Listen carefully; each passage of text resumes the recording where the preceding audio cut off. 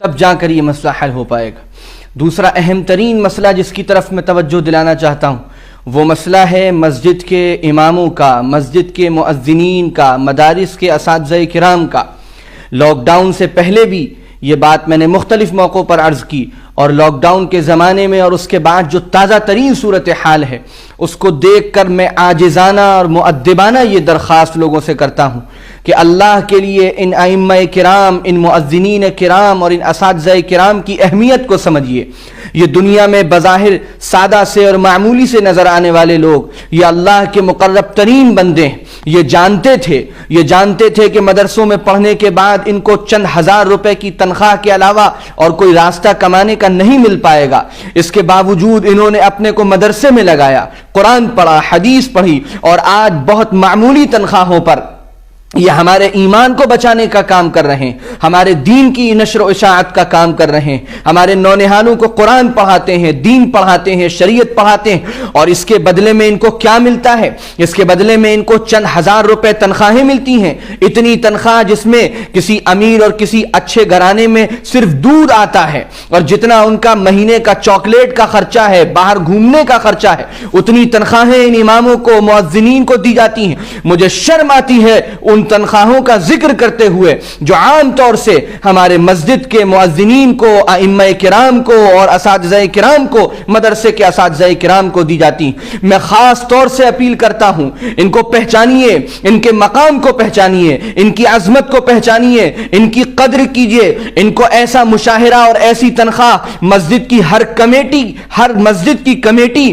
ایسا مشاہرہ دے جو کم از کم یہ عزت کی زندگی گزار سکیں۔ کیا ان کی تمنائیں نہیں ہیں؟ کیا ان کا دل نہیں چاہتا ہوگا اچھا کھانے کا؟ کیا ان کے بیوی بچوں کو اور اچھے کپڑے پہننے کی طبیعت نہیں ہوتی ہوگی؟ کیا ان کا کبھی کہیں جانے کا دل نہیں چاہتا ہوگا؟ کیا ان کو اچھی سواری لینے کا دل نہیں چاہتا ہوگا؟ کیا ان کو اپنے لیے ایک ذاتی مکان بنانے کا، اپنے حج بیت اللہ کے لیے پیسے جمع کرنے کا، کیا یہ خواہشیں ان کے دل میں پیدا نہیں ہوتی ہوں گی؟ یہ گھٹ گھٹ کر اپنی خواہشوں کو دباتے ہیں۔ ان کے اندر خودداری ہوتی ہے، ان کے اندر غیرت ہوتی ہے، ان کے اندر حیا ہوتی ہے، اس لیے یہ کہتے نہیں ہیں لوگوں سے۔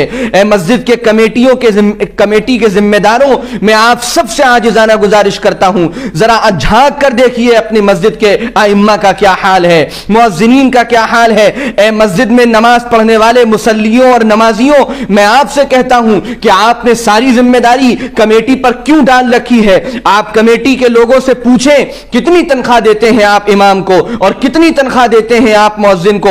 ہمارا اس میں تعاون شامل کیجئے، امام صاحب کی تنخواہ اور بڑھائیے، مؤذن صاحب کی تنخواہ اور بڑھائیے، اور ایک معیاری تنخواہ ان کو دینے کا نظام بنائیے۔ اور اس تنخواہ کے علاوہ ہر مصلی کی ذمہ داری ہے کہ وہ اپنے مسجد کے امام کا خیال کرے، مسجد کے مؤذن کا خیال کرے، اور پابندی کے ساتھ اپنی سعادت سمجھ کر، اخلاص کے ساتھ، کوئی احسان کرتے ہوئے نہیں، اخلاص کے ساتھ، سعادت مندی کے ساتھ ہر مہینے اہتمام سے اپنے مسجد کے امام کو اور مؤذن کو کچھ ہدیہ دیا کیجئے۔ کبھی نقد اس طرح دیجئے کہ آپ محتاج ہیں دینے کے، اس طرح چھپ کر اور اخلاص کے ساتھ دیجئے۔ ان کی ضرورتوں کا سامان ان کو مہیا کرائیے۔ یہ ہر نماز پڑھنے والے کی ذمہ داری ہے۔ آپ کے یہاں ٹی وی کا بل اور انٹرنیٹ کا بل اور موبائلوں کا بل جتنا جاتا ہے اس سے کم تنخواہیں آپ کے مسجد کے امام کی ہیں، آپ کے مسجد کے مؤذن کی ہیں۔ کیسے اللہ کو جواب دیں گے؟ کیسے نبی کریم صلی اللہ علیہ وسلم کا سامنا کر پائیں گے کہ جنہوں نے تمہارے دین کی فکر کی، جنہوں نے تمہیں 5 وقت نماز پڑھائی، ان کے ساتھ تمہاری کنجوسی کا یہ عالم تھا؟ بڑی قسمہ پرسی میں وہ لوگ جیتے ہیں، ان کے یہاں بیماریاں آتی ہیں، وہ مجبور ہیں سرکاری اسپتالوں کی لمبی لائنوں میں لگنے کو، کیونکہ وہ 100-200 روپے سے زیادہ اپنے بیوی اور بچے کے علاج پر خرچ نہیں کر سکتے۔ اگر مسجد کے امام یا ان کے گھر میں، ان کے بیوی بچوں میں، مؤذن یا ان کے گھر میں بیوی بچوں میں کوئی بیمار ہے، مسجد کے تمام مصلیوں کی ذمہ داری ہے کہ ان کے بہترین سے بہترین علاج کی وہ فکر کریں، ان کی خبرگیری کریں، ان کو ضرورت کا سامان مہیا کرائیں، اور یہ سب اپنی سعادت مندی سمجھ کر کریں۔ اساتذہ مدارس کے اساتذہ کرام کا جو حال ہے لاک ڈاؤن کے زمانے میں، اور اس کے بعد اب مدرسے ابھی بند ہیں، ہم خبرگیری نہیں کرتے، ہم فکر نہیں کرتے، یہ ذمہ داری تمام مصلیوں کی، تمام نماز پڑھنے والوں کی ہے۔ اور سب سے آسان راستہ یہ ہے کہ ہر مسجد کے اطراف کے گھر والے اپنے مسجد کے امام کی فکر کر لیں، اپنے مسجد کی مؤذن کی فکر کر لیں، اپنی مسجد میں چلنے والے مدرسے کی فکر کر لیں۔ زیادہ دور جانے کی ضرورت نہیں ہے، اگر اپنے علاقے کے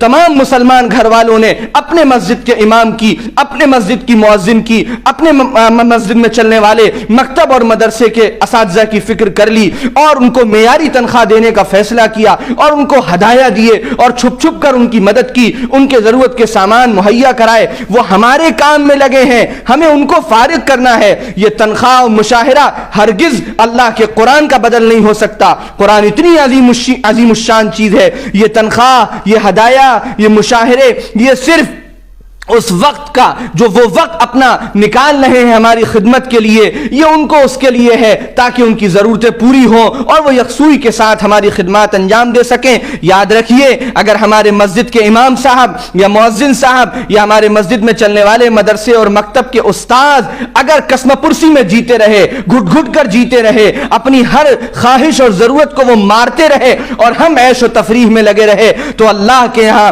ہمارے لیے کوئی جواب نہیں ہوگا۔ ہم اس عمل کی نحوست دنیا سے لے کر آخرت تک دیکھیں گے۔ بڑی بڑی مسجدوں کی یہ کارگزاریاں ہیں کہ ان کے کمیٹی کے لوگ ہوں یا اس مسجد میں نماز پڑھنے والے مصلی ہوں، وہ خود لاکھوں اور کروڑوں میں جیتے ہیں، اور ان کے مسجد کا امام چند ہزار روپے میں گھٹ گھٹ کر زندگی گزارتا ہے۔ ایسے لوگ کیسے اللہ کا سامنا کریں گے، کیسے نبی صلی اللہ علیہ وسلم کا سامنا کریں گے؟ اس فکر کو اپنے اوپر سوار کر لیجئے، اور ہر شخص اپنے مسجد کی، اپنے محلے کی فکر میں لگ جائے۔ اللہ تعالی ہمیں ان ائمہ کرام کی، ان مؤذنین کرام کی، اور ان مدارس کے اساتذہ کرام کی بے انتہا قدر کی توفیق عطا فرمائے، اور ان کی بڑھ بڑھ کر ان کی خوب مدد کرنے کی، ان کا خوب ساتھ دینے کی، اور ان کی خدمت کو اپنی سعادت سمجھنے کی توفیق عطا فرمائے۔ میرے اس پیغام کو جتنا ہو سکے دوسروں تک پہنچائیے، فردن فردن ایک ایک فرد تک پہنچائیے۔ اس سلسلے میں رابطہ کیجئے، محلے کے لوگ بیٹھ کر آپس میں نظام طے کریں، مصلی بیٹھ کر آپس میں نظام طے کریں، اور اس مسئلے کو سوچئے، اپنے دل پر ہاتھ رکھ کر، ذہن کو لگا کر کہ اگر ان کی جگہ میں ہوں تو پھر میں کیا سوچوں گا۔ اللہ عمل کی توفیق عطا فرمائے۔ والسلام علیکم ورحمۃ اللہ وبرکاتہ۔